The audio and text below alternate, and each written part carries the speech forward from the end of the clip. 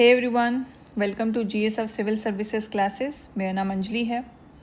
लेखनी बैच का ये पहला सेशन है which is a daily mains answer writing programme for you all. तो सबसे पहले congratulations that you have realise the importance of BPSC mains in your final selection. Because बहुतों तो अभी भी ऐसे हैं जो रियलाइज़ ही नहीं कर रहे हैं कि उनको एक क्यूमुलेटिव स्टडी करना है। या तो प्रीलिम्स पढ़ेंगे, प्रीलिम्स हो जाएगा तो मेंस एक डेढ़ महीना में सोचते हैं उनका मेंस निकल जाएगा। तो फर्स्ट ऑफ ऑल कंग्रेचुलेशंस कि आप उस भीड़ का हिस्सा नहीं हो। आपने रियलाइज़ किया है कि जो बीपीएससी ने आपको एक्स्ट्रा टाइम दिया है, जो कि आपको पता है 72nd बीपीएससी पीटी जो पोस्टपोन हुआ है उसमें वो आपको एक्स्ट्रा टाइम दिया गया है। तो उस एक्स्ट्रा टाइम को आपने डिसाइड किया है कि उसको आप बीपीएससी मेंस के लिए यूज़ करोगे। तो आई होप बहुत जिन लोगों बच्चों ने भी लेखनी ज्वाइन किया है उनको लेखनी का एक ओवरव्यू पता है कि किस तरीके से ये अप्रोच करेगा। But I am going to discuss in brief कि किस तरीके से अप्रोच करेगा। बाकी हम सेशन में क्या क्या देखेंगे and how this orientation session is helpful for you to get started. तो सबसे पहले तो we are going to see कि लेखनी बैच हम किस तरीके से अप्रोच लेके चलेंगे, द ओवरव्यू ऑफ द लेखनी batch. Then we are going to see कि जो मेंस आंसर राइटिंग प्रोग्राम है हमारा, तो डेली बेसिस पे you are writing mains answer. तो एक आंसर का क्या कंपोनेंट्स होता है, क्या क्या ऐसे कंपोनेंट्स है जो आपको मैंडेटली लिखना है, उसका इम्पोर्टेंस क्या होता है and how you can fetch marks from your mains answer. Going ahead हम लोग फिर कंपोनेंट्स के बाद देखेंगे कि बीपीएससी में जो मेंस के क्वेश्चंस पूछे जाते हैं वो किस टाइप के पूछे जाते हैं, कौन कौन कितने मार्क्स से पूछे जाते हैं और कितने पेजेस में आपको लिखना है। As well as we are going to see the mains में जो पेपर्स होते हैं उसमें कौन कौन सा सब्जेक्ट्स होता है, कौन से सब्जेक्ट पे कितना वेटेज आपको देना चाहिए and how you can like ace your game in the mains. And then we are going to see कि जो आपका लेखनी है we are going to cover the syllabus for you. तो उस सिलेबस में what should be the topic list that we are going to follow and उसी topic list को आपको कवर करना है एंड मेंस आंसर राइटिंग करनी है। तो we are going to see all of that, plus we are going to see the one model answer framing. अभी हम लोग लाइव देखेंगे to give you a good start कि जब आप एक कोई क्वेश्चन आपको मिलता है, if you know the topic well, तो उसका कंटेंट है आपके पास, then how you can model an answer. उस आंसर को किस तरीके से मॉडल करोगे with the content that you have.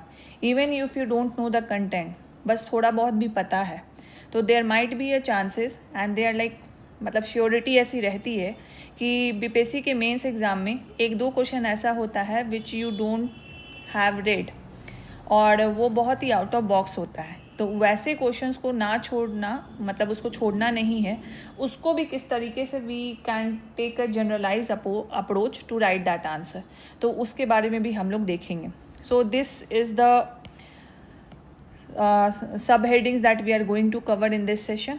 So binge upon it and watch this session till the end, because this session will help clear your doubts as well as it will help you to have a good start कि हम जो start करने वाले हैं अपना जो mains answer writing programme, उसका ज़्यादा से ज़्यादा बेनिफिट आप कैसे ले सकते हो।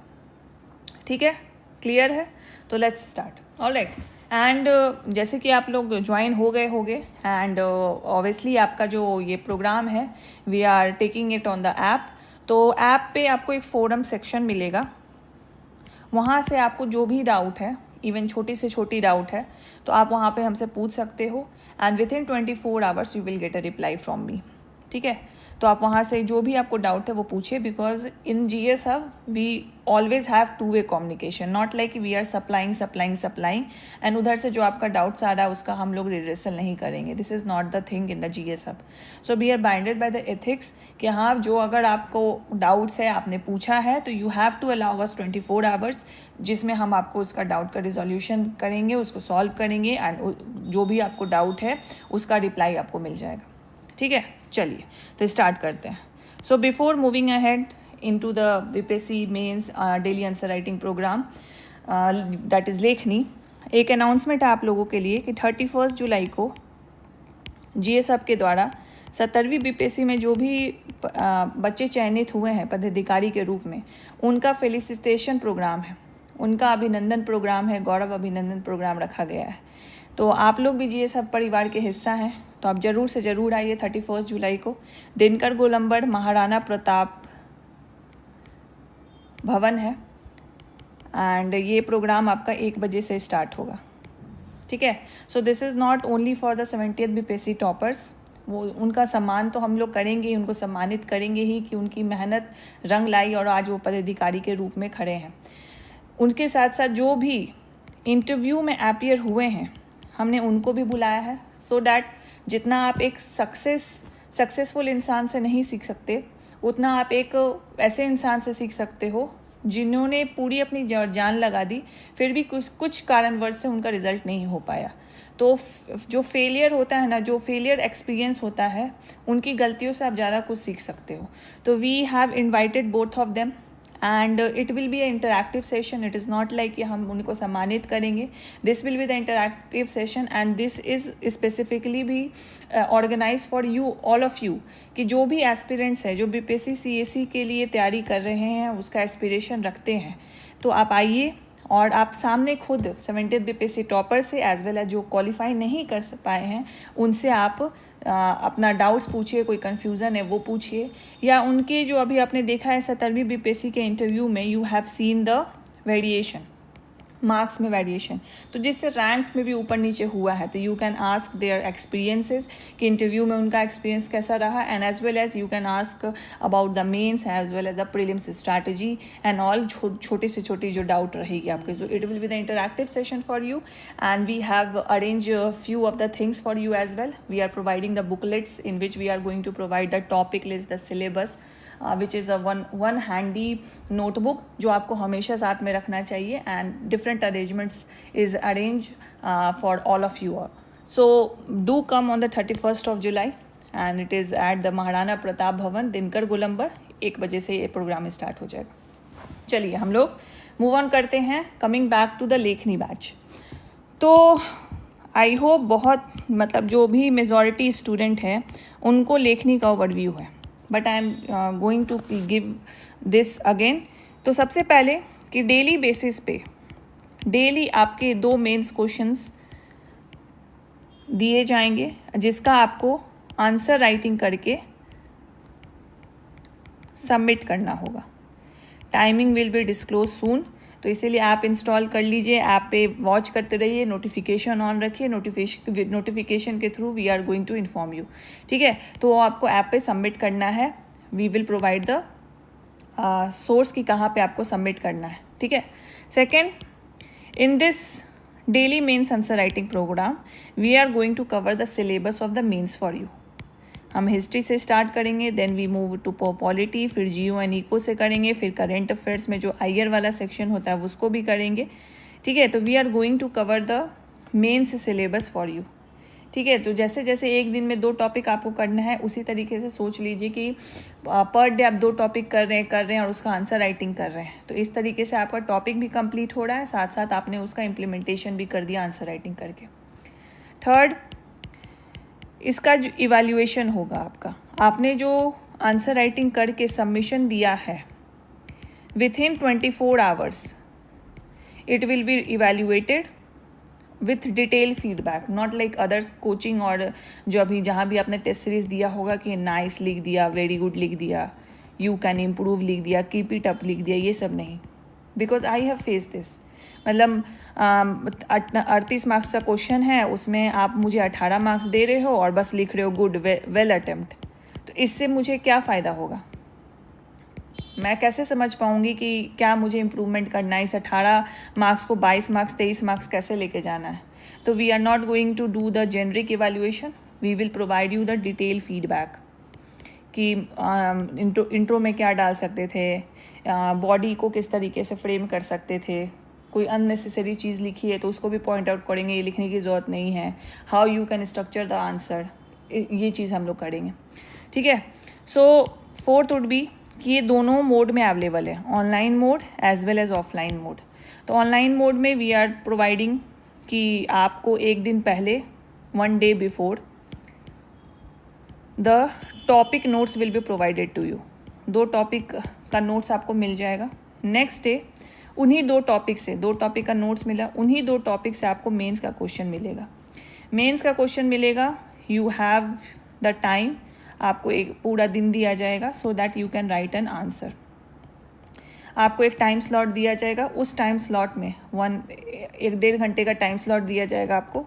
उस टाइम स्लॉट में आपको अपना PDF अपलोड करना है and post your PDF upload. हम लोग आपको मॉडल आंसर प्रोवाइड कर देंगे जो भी आपने आंसर लिखा है, एंड देन उसके बाद विथिन 24 आवर्स में आपकी इवैल्यूएटेड कॉपी आपको मिल जाएगी। ठीक है, ऑलराइट। ऑफलाइन जो बच्चे हैं उनका किस तरीके से सेशन चलेगा? अगेन एक दिन पहले आपको नेक्स्ट डे का टॉपिक मिल जाएगा, ठीक है, इसका नोट्स मिल जाएगा। नेक्स्ट डे आप क्लास में आते हैं, आपको क्लास में ही ऑन द स्पॉट 2 मेंस के क्वेश्चन दे दिए जाएंगे एंड आपको उसको लिखना है। You have to write in the class itself. आपको ये टाइम दिया जाएगा, जो टाइम फ्रेम आपको दिया जाएगा 30 मिनट 40 मिनट, उसी के अंतर्गत आपको ये लिखना है। देन उसके बाद जैसे ही आप लिख लेते हो आपका कॉपी सबमिशन हो जाएगा एंड ये भी आपको 24 आवर्स के विथिन मिलेगा। बट यहाँ रुको, अभी आपके साथ फिर हम लोग डिस्कशन लेक्चर्स लेंगे just after you write the mains answer. ठीक है, ये लेक्चर हमारे मेंटर द्वारा लिया जाएगा, कभी कभी मेरे द्वारा लिया जाएगा, in which we will discuss the approach कि आपने किस अप्रोच से लिखा है। It should be the interactive session. यहाँ पे जितने भी बच्चे हैं सबके अलग अलग अप्रोच होंगे, आपको बहुत कुछ सीखने का मौका मिलेगा। And the discussion lecture will be such that we will discuss not only the content but will be discuss कि एक मेंस आंसर जो आपने लिखा है उसका किस तरीके से एक बेटर अप्रोच आप लिख सकते थे। तो ये एनालिसिस लेने के बाद द डिटेल फीडबैक जो आपको ऑनलाइन में मिलेगा एज वेल एज जो आप डिस्कशन लेक्चर ऑफलाइन में देख रहे हो, ये डिटेल फीडबैक आपको यूज़ करना है। डिटेल फीडबैक प्लस जो मॉडल आंसर है प्लस आपका जो नोट्स है, you have to do the self analysis. सब तीनों साथ में लेके बैठो और देखो कि कंटेंट लेवल पे क्या मिसिंग है। अगर कंटेंट लेवल ठीक है तो सेकंड पे आओ कि जो डिमांड पूछा जा रहा है क्या उसको मैंने एड्रेस किया है। अगर एड्रेस किया है तो तीसरे लेवल पे आओ, जो अगर डिमांड एड्रेस किया है तो क्या जो वर्ड लिमिट ऐसे आप देखोगे BPSC में मेंस का वर्ड लिमिट नहीं होता, बट हमारे कन्वीनियंस के लिए हमें 3 घंटे में अपना पेपर सॉल्व करना है तो हमें वर्ड लिमिट बनाना पड़ेगा। ठीक है, इसके बारे में आगे बात करूँगी। तो इस वर्ड लिमिट को क्या मैंने फॉलो किया है? ठीक है, क्योंकि हम एक क्वेश्चन पे 1 घंटा 1.5 घंटा नहीं दे सकते, हमें 3 घंटे मिल रहे हैं, 3 घंटों में हमें क्वेश्चन सॉल्व करने हैं। ठीक है, आपको GS 1 में कितने सौ क्वेश्चन सॉल्व करने होंगे? 7 आपकी हिस्ट्री के हो गए, 7 आपके करंट अफेयर्स के हो गए एंड आपके जो 2 क्वेश्चन है वो आपके उसके हो गए, DI के हो गए। GS 2 में 7 एंड इसमें आपके हो गए 6, तो ये टोटल हो गए आपके 20 क्वेश्चन। तो 20 क्वेश्चन आपको 3 घंटे में करना है, इसमें 14 क्वेश्चन आपको 3 घंटे में करना है। तो we can not give like 1 hour 40 minutes 50 minutes to only 1 question. तो हम लोग क्या कॉम्प्रोमाइज़ कर देंगे, हम लोग अदर क्वेश्चंस को कॉम्प्रोमाइज़ कर देंगे and we are out of the list. तो वो गलती नहीं करनी है। तो थर्ड आप आते हो कि जो अभी आपने लिखा है, डिमांड को एड्रेस किया है, क्या वो विथ इन वर्ड लिमिट किया है, which I am going to talk in, थोड़ा आगे हम देखेंगे इसको। ठीक है, फिर उसके बाद यो कम कि अगर वर्ड लिमिट ठीक है तो क्या जो आपने डिमांड एड्रेस किया है उसका आर्टिकुलेशन और बेटर कर सकते थे, आंसर की स्ट्रक्चरिंग और बेटर कर सकते थे। तो इन पैरामीटर्स पे you have to do the self analysis आपको करनी है। ठीक है, एंड देन जहाँ पे भी आपने एक मॉडल आंसर की नोटबुक बना लेना, ब्लैंक पन्नों वाली जो नोटबुक आती है, जो कि ऐसा पन्ना होगा आपका, दोनों तरफ से आपकी मार्जिन लेफ्ट होगी और टॉप एंड बॉटम में, और यहाँ पे आपको लिखना होगा this is where you write. तो ऐसी नोटबुक ले लो और उसमें आप इस नोटबुक को अपनी एक बेस नोटबुक बनाओ जिसमें आप डेली मेंस आंसर राइटिंग करोगे, ठीक है।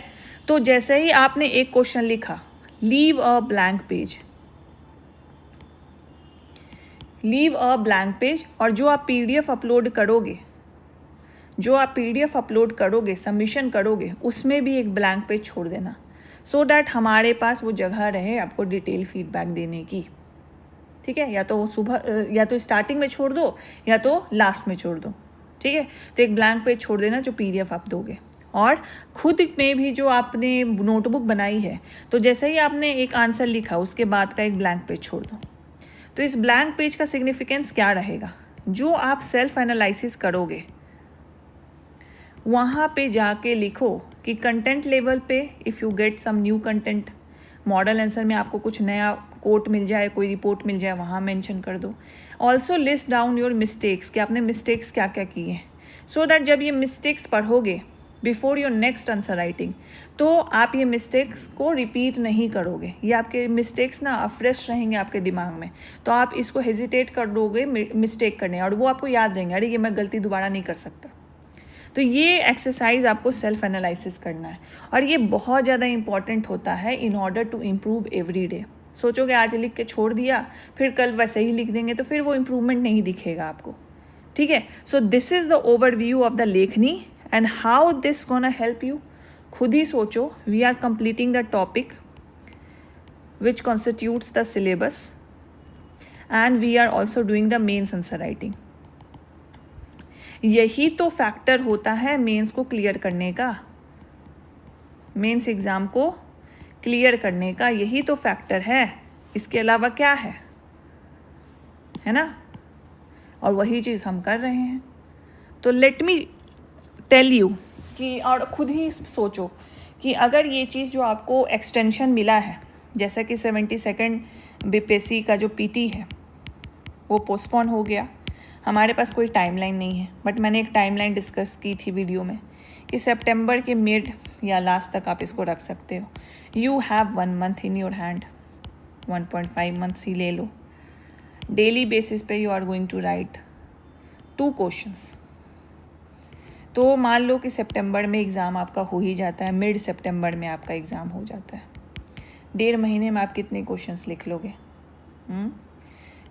1.5 महीने में आप कितने क्वेश्चंस लिख लोगे? 45 डेज है आपके पास, per day 2 question, 90 questions you are going to write. 90 questions is equivalent to 90 topics. 90 topics you are going to cover, ठीक है। एंड जब तक सिलेबस कंप्लीट नहीं होता तब तक ये आपकी बैच चलेगी। We are going to cover the syllabus, every topic of the main syllabus, and you have to write a mains answer, right, mains answer daily on that topic. Clear है? This is the overview of the लेखनी। बस sincerely follow करते रहना, because in all our batches we have seen कि शुरुआत के 10 दिनों में बहुत ज़्यादा पार्टिसिपेशन रहता है बच्चों का, बहुत ज़्यादा, लाइक 50-60% पार्टिसिपेशन रहता है। बाकी तो शुरुआत से ही भीड़ जमाने आते हैं, लेकिन लास्ट तक आते आते आते वो जो 50-60% रहता है पार्टिसिपेशन बच्चों का, वो गिर जाता है 15 से 20% पे। तो वो चीज़ मत करना। आपने ज्वाइन किया है, आपने इसमें इन्वेस्ट किया है, तो लेट अस का कंट्रीब्यूट ऑल्सो। और वो कंट्रीब्यूशन तो हम अपने एंड से करेंगे ही करेंगे, बट आपकी तरफ से वो कंसिस्टेंसी और वो सिंसियरिटी नहीं दिखेगी, आप उसको नहीं डालोगे, तो it will not gonna benefit you. ये भी उसी तरीके से रह जाएगा कि अभी तक जितनी कोर्स आपने ख़रीदी है, चलो उधर तो सप्लाई भी आपका अच्छा नहीं होगा, बट आपने भी नेग्लिजेंस में वो कोर्स ख़रीद लिया। But when you have decided to join this Lekhni, तो प्लीज़ इसको फुल्ली यूटिलाइज़ करना। And let me assure you कि इसको बस 20 दिन फॉलो कर लो, 15 दिन ही फॉलो कर लो, 2 वीक ही फॉलो कर लो, and you will see the vast difference in your answer writing skill. And जैसे ही मेंस पे वो कमांड आ जाता है ना, मेंस पे वो कमांड आ जाता है, तो it will boost you further कि आप प्रीलिम्स भी क्वालिफाई करो, ठीक है। एंड मैंने बैलेंस अप्रोच के लिए बात की है, द रोड मैप वीडियो में मैंने जो डाला है, उसमें आपको क्या करना है। If you have completed the prelim syllabus, देखिए जो स्टैटिक पोर्शन है वो तो कंप्लीट हो गया, थोड़ा बहुत करंट अफेयर्स 1-2 महीने का है जो आपको एक्स्ट्रा करना है। तो I am talking about the previous current affairs as well as the static portion. अगर आपने वो कंप्लीट कर लिया है, लाइक आपने 70 to 80% प्रीलिम्स का कर लिया है, then allot 50% time on this and 50% time on this mains. अगर सोचते हो कि नहीं प्रीलिम्स में मुझे ज़्यादा देना चाहिए depending upon your strength and weakness, तो आप इसको 60% 70% भी कर सकते हो, but at least 30% of your time give to mains. ये कर लो बस 30% ऑफ। अगर आप 8 घंटे पढ़ते हो तो 8 घंटे में प्रीलिम्स में 5 घंटे दे दो एंड मेंस में 3 घंटे दे दो, ये कर लो बस, ठीक है। एंड 3 घंटे इज़ इनफ। शुरुआत के टाइम में थोड़ा सा ज़्यादा टाइम आपको लग सकता है, तो डोंट पैनिक। अगर आप एक ही क्वेश्चन लिख सकते हो तो एक ही लिखो एंड उसको आपको सब्स्यूम करते जाना, बट डोंट पैनिक, ये धीरे धीरे हो जाएगा, ठीक है। जब भी आप साइकिल भी चलाना सीखते हो या स्कूटी चलाना सीखते हो या बाइक चलाना सीखते हो तो शुरुआत में आप धीमी गति में चलाते हो, सो दैट आप में वो स्टेबिलिटी आ जाए। जैसे ही आपने समझ जाते हो कि गियर कैसे लगेगा, ब्रेक कैसे करना है, कैसे स्पीड को कंट्रोल करना है, तो फिर आप अपनी स्पीड को बढ़ा देते हो। तो शुरुआत में ही आप किसी भी बैच को ज्वाइन करते हो, ऑब्वियसली मेंस आंसर राइटिंग तो ऐसा चीज़ है जो बच्चे बहुत ज़्यादा हेजिटेट करते हैं लिखने में।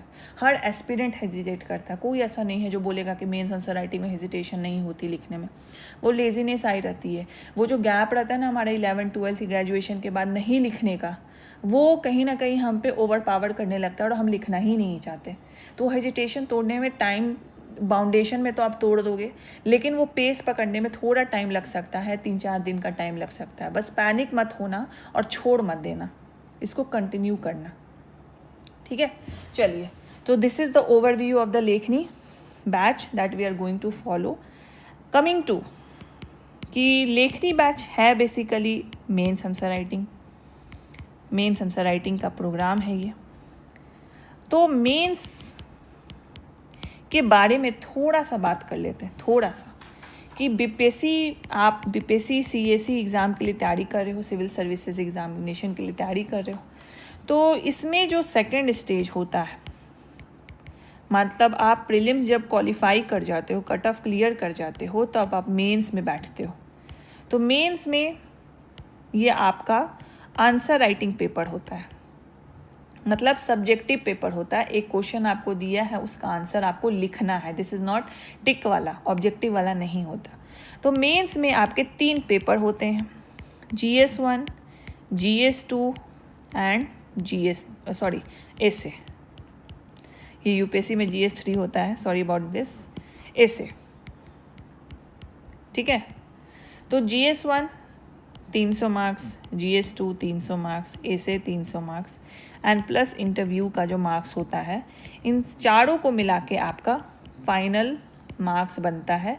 और इस फाइनल मार्क्स पे आपकी जितना आपने मार्क्स स्कोर किया है उसके बेसिस पे आपका सिलेक्शन होगा कि नहीं होगा, कौन सी रैंक मिलेगी नहीं मिलेगी, इस पे ही डिसाइड होता है। इसके अलावा 2 पेपर आपके और होते हैं, Hindi qualifying as well as optional. Optional आपका ऑब्जेक्टिव होता है, this is the only paper which is objective in the mains examination. And Hindi qualifying भी आपका सब्जेक्टिव ही होता है, आंसर ही लिखना होता है, but this is qualifying nature, मतलब मिनिमम कुछ मार्क्स ले आओ, बस उसको क्वालिफाई कर रहे हो तो बस आप पास हो गए हो उसमें, और इसका मार्क्स आपके फाइनल मार्क्स में कैलकुलेट नहीं होता है, ठीक है, नहीं होता है। This is clear. तो हमारे पास GS1 है, GS2 है एंड एसे है, ऑलराइट। तो GS1 में आपका हिस्ट्री है, करंट अफेयर्स है एंड DI है, data interpretation which is the maths. GS2 में पॉलिटी है, इको एंड जियो है एंड आपका साइंस टेक है।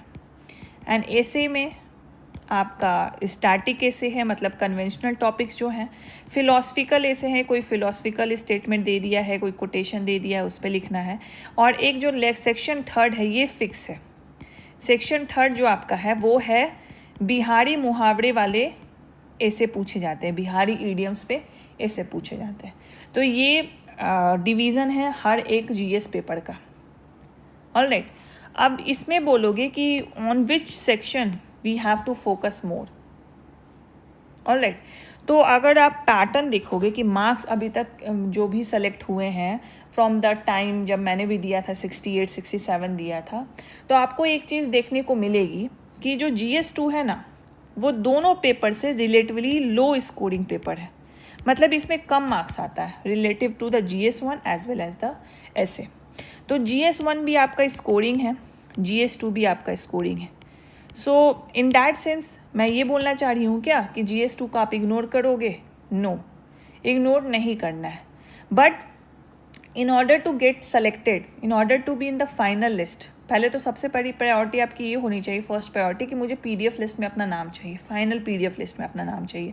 तो you have to have the strength on the GS1 and SA में तो और GS1 में तो होना ही होना चाहिए। बट SA में स्ट्रेंथ लाने के लिए, SA में वो पकड़ लाने के लिए यू कांट इग्नोर GS2 पे भी पकड़ होनी चाहिए, ठीक है। तो because GS1, GS2 plus writing skill, ये ही ऐसे होता है।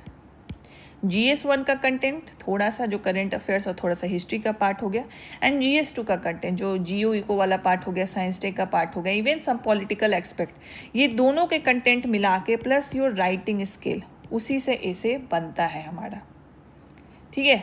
तो जैसे आप हिस्ट्री है, करेंट अफेयर्स है, पॉलिटी है, जियो इको है, तो जब आप ये टॉपिक्स हम लोग कवर करेंगे, जो सिलेबस कवर करेंगे, तो आप अपने इंटरेस्ट के अकॉर्डिंग, कंटेंट पे पकड़ के अकॉर्डिंग, और जितना आपने प्रैक्टिस किया है, इससे आप अपनी स्ट्रेंथ एरिया देख लो। चूज़ योर स्ट्रेंथ एरिया, कि आपकी स्ट्रेंथ एरिया कौन सी है। हिस्ट्री है, करेंट अफेयर्स है, पॉलिटी है, जियो इको है, ठीक है। ये स्ट्रेंथ एरिया पकड़ लो अपनी। और ऐसा नहीं कि पकड़ने से ऐसा है कि बस उसी सब्जेक्ट पे मैं बार बार प्रैक्टिस करूँगा, बाकी को मैं छोड़ दूँगा, नहीं। एक होता है ना कि जब आप किसी एग्ज़ाम, ऐसे एग्ज़ाम के लिए लंबी तैयारी करते हो, तो कभी कभी ऐसा पल आएगा, फ्रिक्वेंटली आता है, कि आप बहुत मतलब ओवर बर्डन आपको फील लग रहा है, आपको पढ़ने का मन नहीं कर रहा है, लग रहा है सब कुछ छोड़ दें। तो उस कंडीशन में ये जो स्ट्रेंथ एरिया है ना, बहुत ज़्यादा हेल्प करता है। बिकॉज मान लो आपके पास 4 सब्जेक्ट पढ़ने को है, 3 सब्जेक्ट पढ़ने को है, जो आपने आज टू डू लिस्ट बनाया है, and you are not feeling good today, तो आप क्या करते हो कि बिल्कुल नील बटा सन्नाटा ना हो, तो आप क्या करते हो, अपने स्ट्रेंथ एरिया पे ही काम कर लेते हो, क्योंकि वो आपका फेवरेट एरिया है और उस पर पकड़ आपकी अच्छी है। तो आप उसी एरिया को थोड़ा सा रिवाइज कर लोगे, उस पर 1-2 क्वेश्चन लिख लोगे, ऑलराइट। तो अपना स्ट्रेंथ एरिया देख लो कि किस सब सेक्शन में आपको ज़्यादा मन लगता है, and this should not be proportional to कि जो स्कोरिंग है उसको मैं नहीं भी मन लग रहा है तो उसी को लगा के करे जा रहा हूँ, उसी को पढ़ रहा हूँ। Because in my case I really like the eco and geo section, ये मेरा फेवरेट सेक्शन था मेंस का। वाई सो, मैं आगे बताऊँगी आपको कि इसकी जो डायनेमिसिटी है, इसकी जो रैंडमनेस है टॉपिक की, वही मुझे इसको मतलब ये मुझे अट्रैक्ट करती है। Because even if I don't know the content fully, I can write a good answer in it. तो वो एनालिटिकल थिंकिंग और वो जो इंटरलिंकिंग करना होता है different sections of the content, वो अगर पकड़ आ जाती है, देन आपका जो रैंडम क्वेश्चन है ना, उसमें आपको ज़्यादा मन लगेगा with respect to the static section, जहाँ पे वो कंटेंट आपको याद होना ही चाहिए, तभी जाके वो स्टैटिक क्वेश्चन आप लिख सकते हो, ठीक है। तो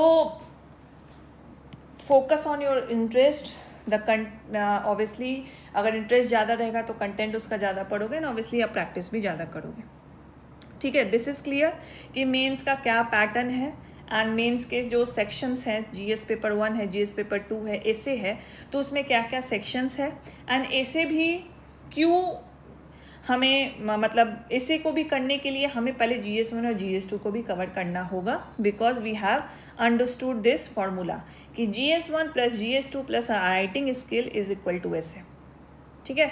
हाँ, तो मैंने यहाँ पे एक चीज़ मिस कर दिया इन द ओवरव्यू इटसेल्फ कि we are going to cover GS1 GS2 जैसे history, polity, geo eco, current affairs भी है, तो we are going to add essay as well. हम लोग इसमें ऐसे भी देखेंगे from all the section, static, conventional, as well as आपका बिहार इडियम्स वाला जो ऐसे है। This is clear. चलिए, तो अब नेक्स्ट में आते हैं कि बीपीएससी का आपने अगर PYQ देखा होगा, नहीं देखा है तो एटलीस्ट लास्ट दो एग्ज़ाम हुए हैं। कौन से हुए हैं? 70 हुए हैं, 71st हुआ है। इसके एटलीस्ट मेंस के क्वेश्चन एक बार देख लो, because we are going to start. तो थोड़ा सा देख लो कि किस तरीके का मेंस का क्वेश्चन आता है। Even if you don't understand word, just go through it, ठीक है। मार्क्स देख लो एंड पैटर्न देख लो, किस तरीके का क्वेश्चन है, कितना बड़ा क्वेश्चन है, कितना पार्ट्स है क्वेश्चन में, या बस एक वर्ड दे दिया गया है। तो ये सब माइन्यूट डिटेल्स देख लो, ठीक है। तो ये आपका एक्सरसाइज है, ये आपको देख लेना है। एटलीस्ट लास्ट 2 साल का बीपीएससी का मेंस का क्वेश्चन पेपर देख लो। तो बीपीएससी के जो पीवाईक्यू देखोगे तो इसमें अगर हम लोग टाइप्स ऑफ मेंस क्वेश्चन देखें तो it is on the basis of marks. इस मार्क्स के बेसिस पे I have divided into short answer type and दूसरा है long answer type. Short answer type मतलब 7 या 8 मार्क्स के रहेंगे, ये 7 भी हो सकते हैं, 8 मार्क्स से भी हो सकते हैं। लॉन्ग आपके 38 मार्क्स के रहेंगे, ठीक है। तो ऑब्वियसली मार्क्स प्रोपोर्शन के अकॉर्डिंग ही आपको नंबर ऑफ पेजेस लिखने हैं एंड उसी के अकॉर्डिंग आपके कंटेंट भी डिपेंड करेगी, the amount of content that you will write. तो marks is directly proportional to the number of pages you will write and the amount of content that you will write in that answer, ठीक है। तो फॉरन like आप जब देखोगे जो last 2 year का क्वेश्चन देखोगे, यू विल नोटिस कि बीपीएससी के मेंस के जो क्वेश्चन में मेंशन नहीं होता है वर्ड लिमिट कि 200 वर्ड में लिखना है, 300 वर्ड में लिखना है, 400 वर्ड में लिखना है। मेंस के क्वेश्चन में नहीं मेंशन होता। बट एसए का जो पेपर है मेंस का, उसमें मेंशन होता है 700 से 800 वर्ड्स में लिखना है। बट अगर हम मेंस में GS1 और GS2 का बात करें तो इसमें वर्ड लिमिट नहीं मेंशन होता है। बट हम अगर वर्ड लिमिट नहीं मेंशन है तो क्या हम एक शॉर्ट आंसर टाइप क्वेश्चन को 3-4 पेजेस में लिख सकते हैं? क्या हम लॉन्ग आंसर टाइप क्वेश्चन को 5 से 6-7 पन्नों में लिख सकते हैं? नहीं, बिकॉज ये आपको पूरा दिन बैठ के नहीं लिखना है, आपको बस 3 घंटा मिलेगा। और उसमें मैंने बताया आपको GS1 में आपको 16 क्वेश्चन करने हैं, GS2 में आपको 20 क्वेश्चन करना है। और इस 3 घंटों में better content, better articulation, best content और सारे क्वेश्चन को अटेम्प्ट करना है। तो क्या हम इस पैरामीटर को छोड़ दें, टाइम को छोड़ दें और बस लिखना स्टार्ट कर दें? Obviously not. तो we have to make some standard कि कितना नंबर ऑफ पेजेस होना चाहिए, कितने नंबर ऑफ वर्ड्स होने चाहिए, वर्ड लिमिट होने चाहिए। इवन बीपीएससी ने एक्सप्लिसिटली स्पेसिफाई नहीं किया है। तो शॉर्ट जब आप डिवाइड करोगे, फॉर एग्जांपल चलो GS2 का ले लेते हैं, 3 घंटे हैं, 20 क्वेश्चन आपको लिखने हैं, ठीक है।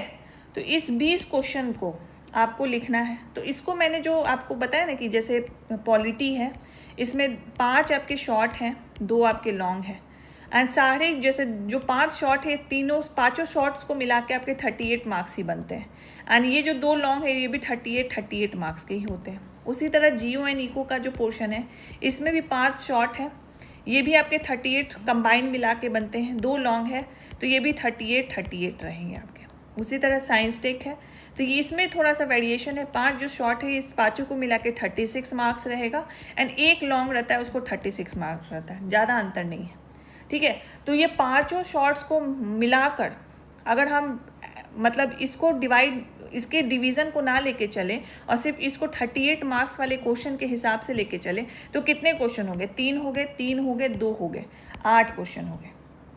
8 क्वेश्चन है, हमारे पास 3 घंटा है, ठीक है। अब इन 3 घंटों में आपको 8 क्वेश्चन करना है, तो हर एक क्वेश्चन पे आप कितना टाइम लगाओगे? हर एक क्वेश्चन पे आप कितना टाइम लगाओगे? 3 × 60 डिवाइडेड बाई 8, 3 × 60 डिवाइडेड बाई 8, तो कितना हो गया? ऑलमोस्ट लाइक 22.5 मिनट्स हो गए। मतलब 22 से 23 मिनट आपको एक क्वेश्चन पे लगाना है और यही 22 से 23 मिनट आपको 5 शॉर्ट क्वेश्चन पे लगाना है, ठीक है। तो हमारे पास इतना ही टाइम है इसको करने का। तो मैंने क्या किया है कि टाइम के अकॉर्डिंग इसको डिवाइड कर दिया है। ये बात समझे। इसमें इसको लिखने के लिए भी 22.5 सेकंड है, इसको भी लिखने में 22.5 मिनट्स है, इसको भी 22.5 मिनट है, सॉरी मैंने सेकंड बोल दिया, 22.5 मिनट, इसको भी लिखने में 22.5 मिनट है। ठीक है, तो लॉन्ग क्वेश्चन को लिखने में आपके पास 22 मिनट है ऑलमोस्ट, एंड शॉर्ट क्वेश्चन को लिखने में आपके पास 22 से 23 मिनट है। तो अगर 5 शॉर्ट क्वेश्चन आपको 22 से 23 मिनट में लिखना है तो एक शॉर्ट क्वेश्चन कितने मिनट में लिखोगे आप? डू द मैथ, 4 से 5 मिनट, कोई 4 मिनट में लिखोगे, कोई 5 मिनट में लिखोगे। अब 4 से 5 मिनट में एक शॉर्ट आंसर टाइप क्वेश्चन लिख रहे हो तो कितने पन्ने लिख सकते हो आप 4 से 5 मिनट में? 1 मिनट तो आपको सोचने में लग जाएगा, बचा आपके पास 3-3.5 मिनट, उसमें आपको एक शॉर्ट आंसर टाइप क्वेश्चन लिखना है। तो ऑब्वियसली आप 2 पन्नों से ज़्यादा नहीं लिख सकते, 1.5 पन्नों से ज़्यादा नहीं लिख सकते। ठीक है, तो इसी बेसिस पे, on the basis of time we have, जो टाइम है हमारे पास उसके बेसिस पे जो शॉर्ट आंसर टाइप क्वेश्चन है वो आप 1.5 से 2 पन्ने मैक्स लिखोगे, एंड जो लॉन्ग आंसर टाइप क्वेश्चन है वो आप 3.5 पन्नों से 4 पन्ने मैक्स लिखोगे। 4 is the maximum number of pages that you can right. ठीक है, तो अगर मैं एक एवरेज फॉन्ट साइज ले लूँ, कि आपका एवरेज अगर फॉन्ट साइज ले लूँ तो ये this is approximately 150 to 200 words, and this is approximately like 350 to 400 words. मतलब एक पन्ने में आप 100 वर्ड्स लिख रहे हो, उस हिसाब से मैंने इसको लिया है। तो दिस इज़ नॉट समथिंग कि हार्ड एंड फास्ट रूल है कि यही करना है, लेकिन मुझे टाइम को लेके चलना है, तो आपको ये नंबर ऑफ पेजेस को आपको फॉलो करना पड़ेगा, वरना कुछ क्वेश्चन आप कॉम्प्रोमाइज़ करोगे, छोड़ दोगे, और अगर छोड़ते हो तो ऐसे भी आउट ऑफ लिस्ट हो जाओगे। ठीक है, तो ये सोच के चलो और इसी हिसाब से आपको ये करना है। I hope this is clear कि SAT जो शॉर्ट आंसर टाइप है and long answer type question को मुझे टाइम फ्रेम के अंतर्गत कितने पेजेस में लिखना है। जब आप BPSC की कॉपी देखोगे, इवैल्यूएटेड कॉपी मैंने अपनी भी डाल रखी है, इवन टॉपर्स की डाल रखी है, तो उसकी कॉपी जब देखोगे तो वहाँ पे जो कॉपीज़ हैं, फॉर एग्जांपल ये क्वेश्चन नंबर 1 है, तो क्वेश्चन नंबर 1 यहाँ पे लिखा होता है और फिर यहाँ पे आपको ब्लैंक पन्ने दिए जाते हैं इस क्वेश्चन नंबर 1 को करने के लिए। फिर क्वेश्चन नंबर 2 आता है तो क्वेश्चन नंबर 2 लिखा जाता है और उसका ब्लैंक पन्ने दिए जाते हैं। तो हो सकता है कि BPSC आपको 2 से ज़्यादा पन्ने दे दे शॉर्ट आंसर टाइप के लिए, एंड लॉन्ग आंसर टाइप के लिए भी आपको 4 से ज़्यादा पन्ने दे दे, 6-7 भी दे सकती है, 5-6-7 दे सकती है। तो उनके नंबर ऑफ पेजेस जो दिए गए हैं उन पे मत जाइएगा। आपने जो प्रैक्टिस किया है, आपने जो टाइम फ्रेम के अकॉर्डिंग स्ट्रैटेजी बनाई है, उसी अकॉर्डिंग आपको लिखना है।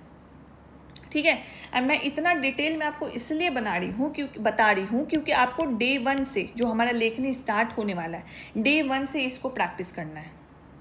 ठीक है, टाइम को अभी हम लोग कंसिडर नहीं करेंगे, टाइम फैक्टर को अभी हटाएंगे 1 वीक तक, लेकिन उसके बाद धीरे धीरे we are going to like make you write within the time limit itself, so that वो प्रैक्टिस आपकी अभी से आ जाए, because you are not going to get like 3 to 4 hours of time in the real examination for that 1 question.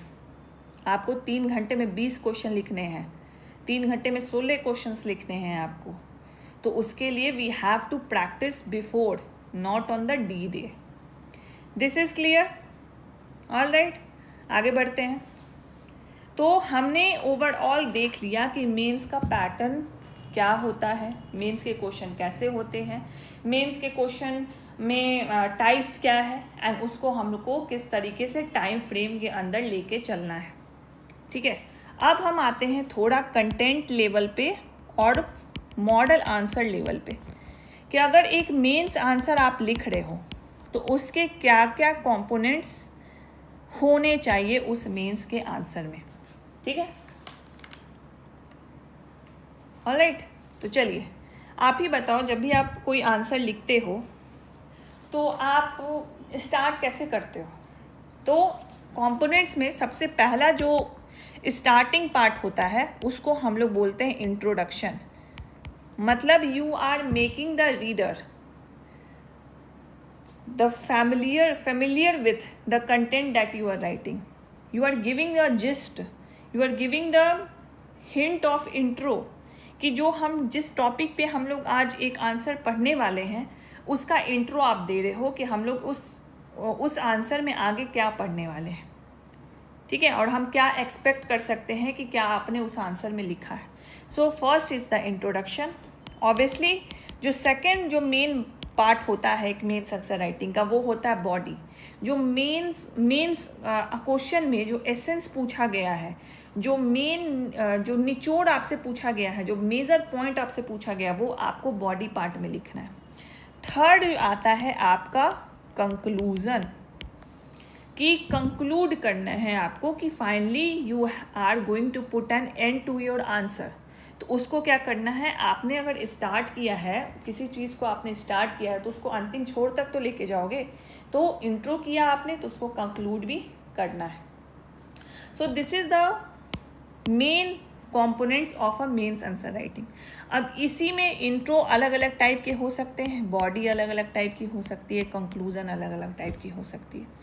तो थोड़ा बहुत हम देख लेते हैं, बाकी धीरे धीरे जैसे जैसे आपका लेखनी चलेगा वैसे वैसे आइए आपको और क्लैरिटी होगी कि कैसे इंट्रो को चेंज कर सकते हैं, मोल्ड कर सकते हैं, बॉडी को चेंज कर सकते हैं, एंड कंक्लूजन के भी डिफरेंट टेक्निक्स होते हैं उसको कंक्लूड करने के. तो फॉर एग्जांपल इंट्रोडक्शन है तो यू कैन, हम जो 11th 12th 10th में करते आए हैं कि हमेशा डेफिनेशन से स्टार्ट करते हैं. तो डेफिनेशन है, सेफ ऑप्शन है. अभी आप न्यूज़ पढ़ते हो तो कोई रीसेंट न्यूज़ दिखा दो उस टॉपिक से रिलेटेड. कोई कोट आपने पढ़ रखा हो उस टॉपिक से रिलेटेड तो उसके बारे में बता दो, या कोई एनेक्डोट है आपके पास तो उसके बारे में लिख दो. कोई डेटा और रिपोर्ट है जो उस टॉपिक से रिलेटेड है, या जो क्वेश्चन पूछा जा रहा है उसको एड्रेस कर सकता है, उससे भी स्टार्ट कर सकते हो. कमिंग टू बॉडी, तो बॉडी में तो सबसे पहले जो सेग्रीगेशन होगा, जो पार्ट्स आपसे पूछे गए हैं उसके अकॉर्डिंग सब हेडिंग होनी चाहिए जो हर एक पार्ट को एड्रेस करेगा. पैराग्राफ्स भी होना चाहिए, पॉइंट्स भी होने चाहिए, फ्लो चार्ट आप डाल सकते हो, डायग्राम डाल सकते हो, एंड ऑब्वियसली यहाँ पे content plus data is going to make your body exceptional along with the different types of writing approaches. ठीक है, एंड देन उसके बाद आपका आता है कंक्लूजन. एंडिंग नोट आपको देना है, तो एंडिंग नोट देने के लिए आप कोट डाल दो या कोई पॉजिटिव वे अहेड डालो. आपको ऑप्टिमिस्टिक दिखना है अपने आंसर में, because you are going to be the civil servant, तो you have to be the optimistic about the different schemes and the programs that is being implemented and launched by the government. ठीक है, अब इसी को advance level में देखें mains answer writing में, तो this is not the only component. इसके बीच में भी कॉम्पोनेंट छुपे हुए हैं. वो होता है transition statement to give a smooth flow to your mains answer. Introduction किया, you have to give a transition statement that we are smoothly moving towards the body part. When you are ending the body, you are giving the transition statement that you are smoothly moving towards the conclusion. Even within the body, you can add a transition statement so that हर जो body में जो हर एक part को हम address कर रहे हैं उसके बीच में भी आप transition statement डाल सकते हो.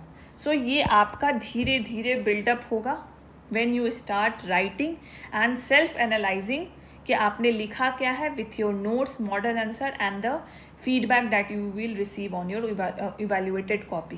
तीनों का कंबाइन करके सेल्फ एनालिसिस करो and the different kind of model answer approaches तो मैं डील मिलूँगी ही आपकी, तो उससे भी आपको क्लैरिटी आएगी.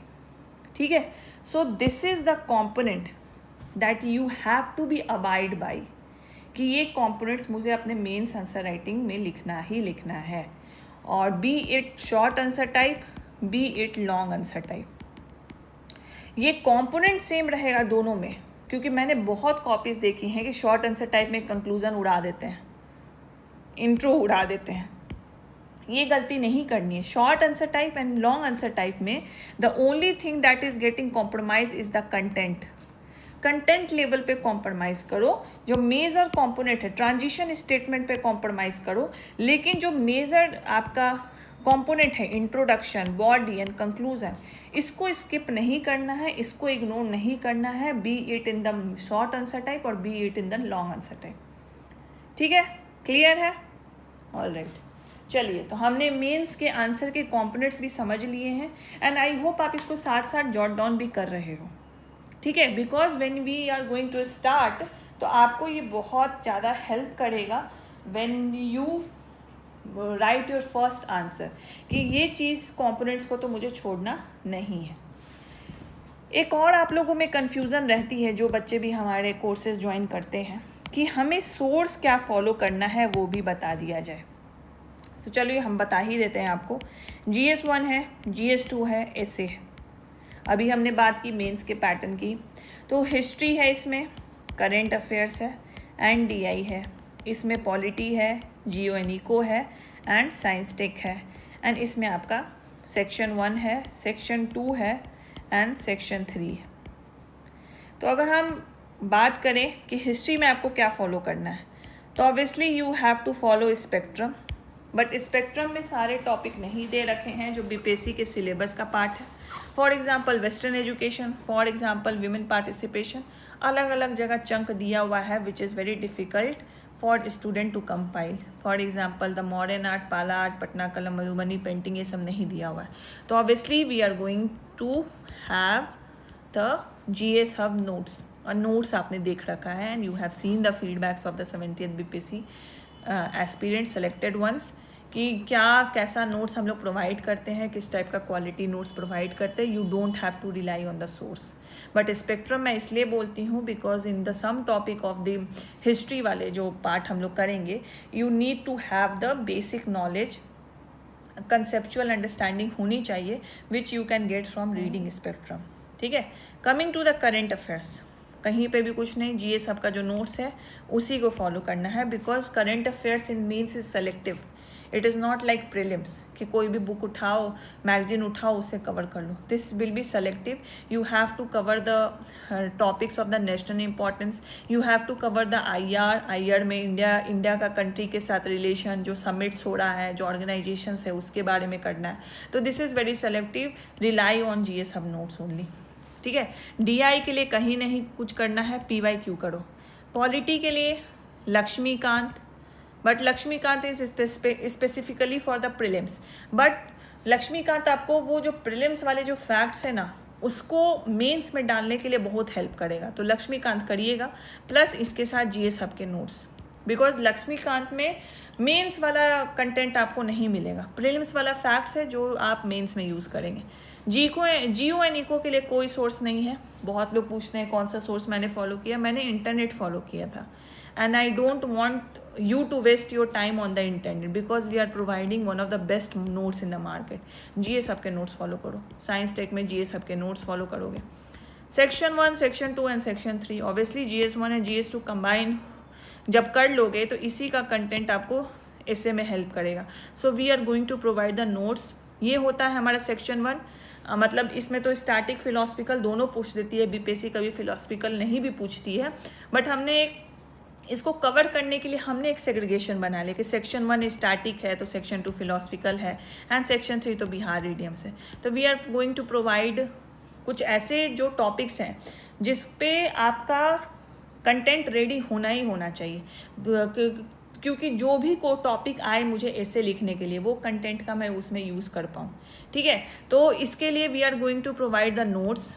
नोट्स में क्या होगा, नोट्स में होगा एक sample essay which you don't have to copy paste नहीं करना है, उसको पढ़ना है, उसको समझना है, स्टेटमेंट फ्रेमिंग देखनी है, आर्टिकुलेशन देखना है। Plus we are going to provide draft notes, draft essay notes. ठीक है, क्योंकि किसी भी एसे को लिखने से पहले, when we take the essay in the लेखनी बैच, तो किसी भी एसे को लिखने से पहले first you have to do the brain storming in order to draft a rough essay. एक रफ एसे तैयार होना चाहिए, सो डैट जब आप एसे 7 से 8 पन्नों में लिखो तो भटको नहीं कि क्या इसके बाद क्या लिखना है, इसके बाद क्या लिखना है। एक ड्राफ्ट आपका प्रिपेयर है, तो वो ड्राफ्ट ऐसे हम लोग प्रोवाइड करेंगे with quotations, with examples, with anecdotes, also with datas. बहुत ही अच्छा नोट्स रहेगा आपको। तो वो जो नोट्स जो मैंने अपने टाइम पे बनाया है, ये हम आपको अब प्रोवाइड कर रहे हैं। आपको इसको पढ़ के ब्रेन स्टॉर्मिंग करनी है एंड ऑब्वियसली ऐसे लिखना है। ठीक है, तो व्हेन वी विल इंक्लूड ऐसे, जब आपका GS1 एंड GS2 का मेजर पोर्शन कंप्लीट हो जाएगा तो हम लोग ऐसे लाएंगे, तो उसमें we are going to see this exercise. Clear है? So this is the sources that you have to mostly rely on the GS सब नोट्स एंड एक दो सब्जेक्ट में कुछ कन्वेंशनल बुक्स हैं, स्टैंडर्ड बुक्स हैं, वो आपको फॉलो करना है. This is okay. All right. Now coming to syllabus, the topic list that I have told you earlier, उसको एक बार देख लेते हैं कि किस तरीके से we are going to start the Lekhni for you. तो obviously we are starting with history के 2 टॉपिक आपको मिलेंगे. Post history we are going to start polity, then उसके बाद GO&E को, देन उसके बाद करेंट अफेयर्स, देन उसके बाद essay we are going to cover this all for you. ठीक है, तो let's see the topic list. All right, so this is the topic list for you. We have jotted down all the topics here. तो यहाँ पे देखिए Day 1 में history, modern art, Day 2 पाला. इसको Day 2 ही मत लिखिए, ये सीरियल नंबर है, बिकॉज ऐसा हो सकता है कि एक दिन में हम आपको एक ही टॉपिक दें और उसी से 2 क्वेश्चन दें, डिपेंडिंग अपॉन कि वो टॉपिक कितना लेंदी है, कितना बड़ा है और उस पर कंटेंट कितना है. किसी दिन कोई छोटा टॉपिक होगा तो obviously we will give you 2 topics. ठीक है, तो depending upon the lengthiness of the topic. And starting में तो हम इसको स्लो ही स्टार्ट करेंगे सो दैट आप बीच मैदान छोड़ के ना भाग जाओ. आपको हमें फॉलो करवाना है इसको, तो प्लीज़ साथ बनाए रखना और इसको बहुत अच्छे से सिंसियरली रिलीजियसली फॉलो करना. Then only it will benefit you. History का करेंगे पटना कलम, टेम्पल आर्किटेक्चर, कॉन्स्टिट्यूशनल एक्ट्स कितनी बार पूछा है, BPSC बार बार पूछता है, उसको करना है. संथाल मूवमेंट करना है, मुंडा रिबेलियन करना है, स्वामी सहजानंद सरस्वती पीजन मूवमेंट करना है, western education development of modern education in India. Thinkers में गांधी करेंगे, नेहरू करेंगे, रविन्द्रनाथ टैगोर करेंगे, JP नारायण करेंगे, सुभाष चंद्र बोस एंड INA करेंगे, सच्चिदानंद सिन्हा करेंगे. सारे जो थिंकर्स हैं, मतलब आप सिलेबस में देखो तो गांधी, नेहरू, टैगोर है, but this are the ideology और द पर्सनैलिटीज़ जिनके आइडियोलॉजीज BPSC ने 1-2 बार पूछ रखे हैं, तो उसमें हमने 1-2 और ऐड कर दिए हैं. 1857 का revolt, Swadeshi movement, home rule league, non cooperation movement, civil disobedience movement, quit India movement, Champaran satyagraha, indigo revolt, land revenue systems जो महलवाड़ी रैयतवाड़ी सिस्टम्स है उसके बारे में देखेंगे, women participation in the freedom struggle. तो these are all the topic that we are going to cover for the history लेखनी में. Then moving after history we are going to start the polity. तो preamble, the first topic, fundamental right, DPSP, fundamental duties, president, governor, parliament, prime minister, council of minister, election commission of India, very important and very in news. Then reservation in India, panchayati raj, caste based census, coalition government, center state relation, judiciary, basic structure doctrine. अब मान लो judiciary बड़ा topic है, तो हम इसको एक दिन में आपको देंगे तो आप नहीं कर पाओगे, तो we will stretch it for like 2 and 3 days so that judiciary के सारे पार्ट्स को हम कवर कर लें एंड एज वेल एज सारे पार्ट्स को आप आंसर राइटिंग भी कर लो. Criminalization of politics, federal system, right to life, pressure group in India, uniform civil code, regional parties, e governance and one nation one election. These are all the parts that topics that we are going to cover for the polity. GOE को भी देख लो. तो यहाँ पे जो भी topics हमने लिखे हैं इट इज़ लेंदी टॉपिक, तो इसीलिए हमने इसको पार्ट 1 एंड पार्ट 2 में कर दिया. तो we are going to cover all this topic, we are all cover all this topic. Schemes भी हम लोग इसमें कवर करेंगे एज वेल एज जो ज्योग्राफी के जो इधर रिसेंट टाइम में देखा है हमने कि जो सिर्फ ज्योग्राफी का ही टॉपिक है उसको भी BPSC पूछ रही है, उसको भी हमने इसमें इंक्लूड किया है. करंट अफेयर्स में एज आई टोल्ड यू कि हम लोग IR का सेक्शन कंप्लीट करेंगे, तो जो भी समिट्स है, ऑर्गेनाइजेशन है, उसको कंप्लीट करेंगे एज वेल एज कुछ रिलेशंस भी हम लोग इंडिया वाला कंप्लीट करेंगे. Then after the last is the essay writing practice जो कि हम लोग करेंगे. This will be divided like कि सारे स्टैटिक हो गया, फिलोसफिकल हो गया एंड बिहार इडियम्स हो गया, तीनों को हम इक्वल वेटेज देंगे एंड उसी हिसाब से we are going to cover the essay as well and उसका भी हम लोग आपका मेन आंसर राइटिंग करवाएंगे. ऐसे पे भी आपकी पकड़ स्ट्रॉन्ग हो जाएगी at the end of this लेखनी batch. This is clear? So this is the topic list that we are going to follow and this is how your syllabus for the mains will be completed. All right, चलिए.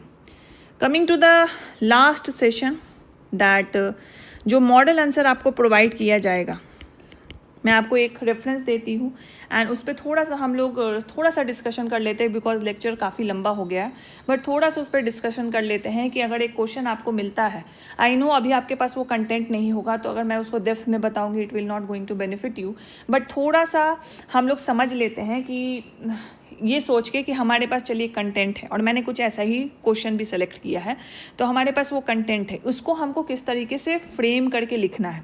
ठीक है, तो चलिए question भी देखते हैं। सो इससे आपको क्वालिटी भी जज हो जाएगी कि किस तरीके का आपको मिलेगा मॉडल आंसर, एंड क्वेश्चन भी किस तरीके से हम लोग प्रैक्टिस करेंगे। इट इज़ नॉट लाइक कि बताइए what is non cooperation movement, बताइए व्हाट इज़ चंपारण सत्याग्रह, हम लोग ऐसे पूछेंगे कि व्हाट इज़ G20, इस तरह के क्वेश्चन नहीं है। And you have seen in the recent time 71st BPSC mains ही का ही ले लो, क्वेश्चन का लेवल बढ़ गया है BPSC में। तो BPSC is not going to ask कि बस होता है ना, बहुत मैंने भी बहुत कोचिंग में टेस्ट सीरीज़ दिया था अपने मेंस के टाइम पे, तो वहाँ पे सिर्फ वो एक क्वेश्चन दे देते थे कि हाँ बस ये लिख दो, एक टॉपिक लिख देते हैं और उस पर बोलते हैं लिखने के लिए। This is not how the mains answer writing should be done. Mains answer writing जितना टफ करोगे ना उतना एग्जाम में हेल्प करेगा आपका।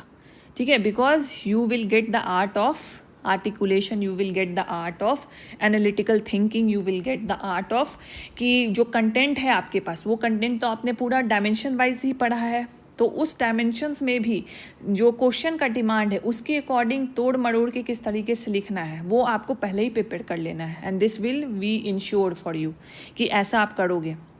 ठीक है, तो देखिए यहाँ पे मैंने 2-3 क्वेश्चन यहाँ पे निकाल के रखे हैं, and this is the quality of content that we are going to provide. तो जैसे एक पॉलिटी का रखा है, इससे पहले मैंने हिस्ट्री का रखा है, गांधीयन आइडियोलॉजी पे है क्वेश्चन, सेकंड जो आपका क्वेश्चन है वो फंडामेंटल राइट्स पे है, थर्ड क्वेश्चन मैंने GEO का रखा था food processing industry and creating employment opportunity पे है, मतलब एग्रीकल्चर का ही पार्ट है, ये एग्रीकल्चर इंडस्ट्री कंबाइंड पार्ट है, एग्रो बेस्ड इंडस्ट्री का पार्ट है। तो चलिए हम लोग पहला ही क्वेश्चन थोड़ा सा देख लेते हैं। तो हम we are not going to talk about the content, we are not going to go in depth कि गांधीयन आइडियोलॉजी क्या थी, we are going to discuss it from the answer writing perspective. ठीक है, तो यहाँ पे क्वेश्चन पढ़ो। Gandhian ideology represent a unique synthesis of truth, non-violence, Swaraj, Sarvodaya and constructive work. This is a statement, ये स्टेटमेंट आपको दिया गया है। दिस इज नॉट लाइक कि आपसे इसमें क्वेश्चन पूछा गया है, this is the generic statement जो आपको दिया गया है। ठीक है, इसमें truth, non violence, Swaraj, Sarvodaya and constructive work के बारे में गांधीयन आइडियोलॉजी इम्फेसिस करता था, ये बताया गया। अब इसी स्टेटमेंट का रेफरेंस देते हुए अब नेक्स्ट लाइन में आपसे क्वेश्चन पूछा गया है, discuss the relevance of Gandhian principle in addressing the contemporary social, political, economic challenges in the India. ठीक है, discuss the relevance of the Gandhian principle in addressing the contemporary social, political and economic challenges in the India. ठीक है, अब इसको सुन के समझ के आपको कैसा आप ब्रेन स्टॉर्मिंग करो कि कैसा आप इसमें आंसर लिख सकते हो। तो बहुत लोगों ने गांधीयन आइडियोलॉजी पढ़ा भी होगा, जो बच्चे देख रहे हैं, बहुत लोगों ने नहीं भी पढ़ा होगा। तो जब भी आप गांधीयन आइडियोलॉजी पढ़ोगे तो गांधी जी के डिफरेंट आइडियोलॉजीज़ के बारे में पढ़ोगे। फॉर एग्जांपल सत्याग्रह क्या था, फॉर एग्जांपल कि सत्याग्रह के जो उन्होंने मेथड्स हैं वो क्या थे, उनकी पॉलिटिकल आइडियोलॉजी क्या थी, स्वराज की, रामराज की, डिसेंट्रलाइज डेमोक्रेसी की, उनकी जो आइडियोलॉजी थी ट्रस्टीशिप की वो क्या थी, उनकी इकोनॉमिक फ़िलॉसफी क्या थी, वो किस तरीके से लेके चलते थे कि इकॉनमी कैसी होनी चाहिए इंडिया की। ठीक है, तो ये सारे जो आइडियोलॉजीज़ हैं वो आप उनके बारे में पढ़ोगे। कल्चरल आइडियोलॉजीज़ पढ़ोगे कि मल्टी कल्चरलिज्म को प्रोमोट करते थे, सेकुलरिज्म को प्रमोट करते थे, तो ये सारी उनकी आइडियोलॉजीज़ हैं।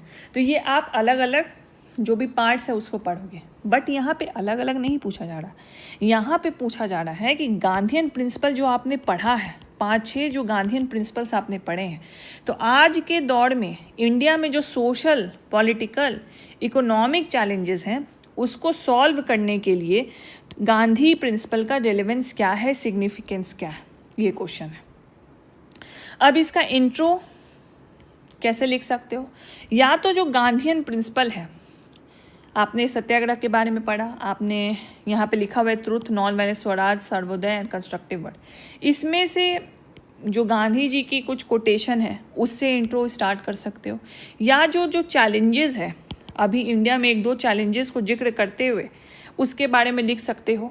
एंड उसका एक ट्रांजिशन स्टेटमेंट बना सकते हो कि कैसे गांधी जी की आइडियोलॉजीज इसमें रेलेवेंसी की तरह काम करेगी, इसको सॉल्यूशन की तरह इसके लिए काम करेगी। ये एक इंट्रो का पार्ट हो सकता है, ठीक है। तो फॉर एग्जांपल आप ऐसा ले लो कि अभी हमारी इकोनॉमिक इनइक्वालिटी बहुत ज़्यादा बढ़ गई है, इनकम इनइक्वालिटी भी हाँ पूरे इंडिया में बहुत ज़्यादा बढ़ गई है। तो इस इनकम इनइक्वालिटी के लिए गांधी जी ने सर्वोदय, ट्रस्टीशिप जैसे आइडियोलॉजीज लाए थे। तो ये आइडियोलॉजी किस तरीके से आज एक सॉल्यूशन के रूप में खड़ी उतर सकती है, तो उसको भी लिंक कर सकते हो और इस तरीके का इंट्रो दे सकते हो to give the very unique type of intro. या तो सिंपल आप इंट्रो दे सकते हो ट्रुथ, नॉन वायलेंस, स्वराज और सर्वोदय को लिंक करते हुए, या कुछ कोटेशन डालते हुए इसका इंट्रो दे सकते हो। अब हम आते हैं बॉडी में। तो बॉडी में यहाँ पे पूछा जा रहा है कि सोशल पॉलिटिकल इकोनॉमिक चैलेंज है इंडिया में, ये बोल रहा है कि चैलेंज है इंडिया में, उसको एड्रेस करने के लिए गांधी जी की जो प्रिंसिपल है उसका रिलेवेंस क्या है। एंड यहाँ पे इन्होंने truth, non violence, Swaraj, Sarvodaya and constructive work के भी बारे में बात की है। तो बॉडी में जो आइडियोलॉजीज़ हैं गांधी जी के, इसके बारे में थोड़ा सा ब्रीफिंग आप कर सकते हो कि truth, non violence, Swaraj, Sarvodaya and constructive works में गांधी जी की आइडियोलॉजीज क्या थी, उसके बारे में थोड़ा सा core element of Gandhi ideology के बारे में लिख दो। तो यहाँ पे हमने वही दिया, truth, non violence, Satyagraha, Swaraj, Gram Swaraj, Sarvodaya and trusteeship में गांधी जी की क्या प्रिंसिपल थी, वो क्या बोलते थे, उनकी क्या आइडियोलॉजी थी। तो ये हमने मॉडल आंसर दिया है, तो ऑब्वियसली इसमें थोड़ा कंटेंट आपको ज़्यादा मिलेगा। बट जब आप इसको लिखोगे, अगर ये 8 मार्कर क्वेश्चन है, तो ऑब्वियसली जो ब्रीफिंग दोगे आप बहुत ही छोटा ही दोगे, ताकि आप एग्जामिनर को शो करो कि you know the ideology of truth, non violence, swaraj and Sarvodaya of Gandhi ji. ठीक है, coming to the next part, ये बोल रहा है contemporary social political economic challenges हैं इंडिया में। तो इस चैलेंजेस को शो करो ना कि सोशल चैलेंजेस क्या है इंडिया में, पॉलिटिकल चैलेंजेस क्या है इंडिया में, इकोनॉमिक चैलेंजेस क्या है इंडिया में। वही हमने नेक्स्ट में शो किया है, सोशल चैलेंजेस क्या है इंडिया में, पॉलिटिकल चैलेंजेस क्या है इंडिया में, इकोनॉमिक चैलेंजेस क्या है इंडिया में। अब इसका सॉल्यूशन एक तो आप ये कर सको कि जैसे ही आप बताओ कि यहाँ पे सोशल इनइक्वालिटी, वहीं पे आप सॉल्यूशन गांधी जी का दे दो कि कौन सा आइडियोलॉजी है जो इस सोशल इनइक्वालिटी को कर्ब करता है। उसी तरह कास्ट एंड कम्युनल फॉल्ट है, तो कौन सा आइडियोलॉजी है, मल्टीकल्चरलिज्म जो कल्चरल आइडियोलॉजी है गांधी जी का, वो इसको रिजॉल्व करता है, इसको ख़त्म करेगा अगर हम उस आइडियोलॉजी को इम्प्लीमेंट करें और उस आइडियोलॉजी को रिलीजियसली फॉलो करें। ठीक है, उसी तरह पॉलिटिकल चैलेंजेस है, सेंटर स्टेट फ्रिक्शन होता है ओवर फिजिकल डिवोल्यूशन, तो गांधी जी ने स्वराज का कंसेप्ट दिया, रामराज का कंसेप्ट दिया, पंचायती राज इंस्टीट्यूशन का कंसेप्ट दिया, एज वेल एज उन्होंने बोला कि टॉप टू बॉटम नहीं होना चाहिए, बॉटम टू टॉप अप्रोच होना चाहिए, उसके बारे में बोला, तो वो चीज़ आप दे सकते हो। Economic crisis, again world inequality report है, तो इसमें आप वो दे सकते हो कि जो कॉर्पोरेट का CSR है, ठीक है, कॉर्पोरेट सोशल रिस्पॉन्सिबिलिटी, ये कंसेप्ट भी कहीं ना कहीं गांधी जी के ट्रस्टीशिप आइडियोलॉजी से आया। तो ये आप चैलेंजेस दिखा दो, यहीं पे सॉल्यूशन दिखा दो। या नेक्स्ट स्टेप ये हो सकता है, नेक्स्ट अप्रोच ये हो सकता है कि आपने चैलेंजेस बता दिए, अब उनका सिग्निफिकेंस बताओ। गांधी आइडियोलॉजी का सोशल स्फीयर में क्या सिग्निफिकेंस है, तो सर्वोदय का सिग्निफिकेंस है, अहिंसा सत्याग्रह का है, ठीक है, गांधी ओन कैंपेन का सिग्निफिकेंस है, पॉलिटिकल स्फीयर में क्या सिग्निफिकेंस है, एंड देन उसके बाद इकोनॉमिक स्फीयर में क्या सिग्निफिकेंस है। ठीक है, and you can write some challenges और limitation as well, and then finally you will conclude with the optimistic note कि कोई भी चैलेंजेस अभी हैं हमारे पास, even in the constitution, even in the DPSP, जो DPSP के प्रिंसिपल्स, जिस प्रिंसिपल्स पे आधारित है, वो भी कहीं ना कहीं गांधी आइडियोलॉजी से ही प्रेरित है। तो इसको एक ऑप्टिमिस्टिक अप्रोच के साथ इसको कंक्लूड कर दो। ठीक है, तो आपने तो Gandhi ideology as a chunk पढ़ा, अलग अलग आइडियोलॉजी एक चंक की तरह पढ़ा, ये सब टॉपिक, ये सब टॉपिक, ये सब टॉपिक पढ़ा, बट उसको तोड़ के लिखना है। ठीक है, and this is very like hard question to deal with, because before knowing about, not only knowing about कि गांधी आइडियोलॉजी क्या होता है, you need to know about कि सोशल पॉलिटिकल इकोनॉमिक चैलेंजेस क्या है, और ये किसका पार्ट है, ये जियो एंड इको का पार्ट है स्पेसिफिकली। तो ये जो सोशल इकोनॉमिक पॉलिटिकल चैलेंजेस पहले आपको पता होने चाहिए, तभी तो फिर आप you will able to link it with the Gandhi ideology ना। ठीक है। तो हमेशा GS1 है, GS2 है, जब आप सिलेबस कंप्लीट कर रहे हो फॉर द फर्स्ट टाइम आप तो एक एक करके चलोगे, but once you complete the major portion of the syllabus you need to interlink it. History को GO से लिंक करो, GO को पॉलिटी से लिंक करो, पॉलिटी को करेंट अफेयर से लिंक करो, ये सब लिंक करके चलना है। Then only you can make your answer holistic, तभी ज़्यादा से ज़्यादा मार्क्स आपके फेच होंगे। ठीक है। So this is how we are going to proceed with the Lekhni, and this is how the approach discussion will be there. We will try to upload the lectures video for the online student as well. ठीक है। तो इसका information आपको Ritesh sir as well as GS सब team बता देगी, but we will try our best to provide that to you also. ठीक है। This is how the Lekhni will proceed and किस तरीके से आपको इस बैच का बेनिफिट लेना है in order to improve your mains और even start preparing for the mains. तो जैसे जैसे लेखनी चलेगा please give your sincere preparation and sincere time to it, and you will feel the difference in your mains answer writing, you will feel the difference in your content, you will feel the difference in your analytical thinking and articulation भी आपका अच्छा होगा। बस give it some time। शुरुआत में थोड़ा सा आपको झिझक भी होगी, हेजिटेशन तो होता ही है मेंस आंसर राइटिंग को लेके, बट मैदान छोड़ के नहीं भागना है, कंटिन्यू बने रहना है। Alright, I hope you like this video and stay tuned for the next sessions, and obviously we are going to start your answer writing from 3rd of August। उससे पहले जो बीच में आपके टाइम है we are going to bring more model answers approaches for you, and कुछ और भी हम लोग ओरिएंटेशन सेशन लेंगे, 1-2 सेशंस और रहेगा आपका, सो दैट आपको मेंस आंसर राइटिंग से पहले वो क्लैरिटी दिमाग में आ जाए कि मेंस आंसर राइटिंग ऐसा नहीं है कि आज दिया कल से आप लिखने लगे। वो प्रैक्टिस मतलब वो दिमाग में वो फ्रेमिंग होना बहुत ज़रूरी है। तो उसके लिए I have given you the exercise today. PYQ at least last 2 साल का देख लो and look at it, not from only कि बस एक बार रीडिंग कर लिया, एग्जाम मतलब एक्सरसाइज दिया, होमवर्क दिया उस पॉइंट ऑफ व्यू से, बट ऑल्सो कि किस तरीके का क्वेश्चन पूछा गया है। Try to look at the topic, try to look at the marks and try to look at the parts, कितना लेंदी क्वेश्चन है, कितना शॉर्ट क्वेश्चन है, ये सब एनालिसिस इस पे करके रखो। And 3rd of August we are going to give the target and the questions for you to write. तो 3rd of August मंडे है, संडे को आपको पहला दिन का आपको टॉपिक मिल जाएगा, नोट्स मिल जाएगा, उसको पढ़ना है, और 3rd of August को आपको उससे रिलेटेड क्वेश्चन जो हम प्रोवाइड करेंगे वो लिखना है, उसका डिटेल आपको जल्दी ही मिलेगा। ठीक है। And for any doubt you can reach out to the forum section. आप ही के कोर्स जो आपका कोर्स है उसी में फोरम सेक्शन है, वहाँ पे डाउट आप प्लेस कर सकते हो, डाल सकते हो, and within 24 hour you will get the reply there. And don't forget to come on 31st of July। आप ही लोग के लिए रखा गया है, and this will gonna benefit you because you are starting the preparation for the 72nd BPSC और even for the 73rd जो लोग कर रहे हैं, it will be the interactive session.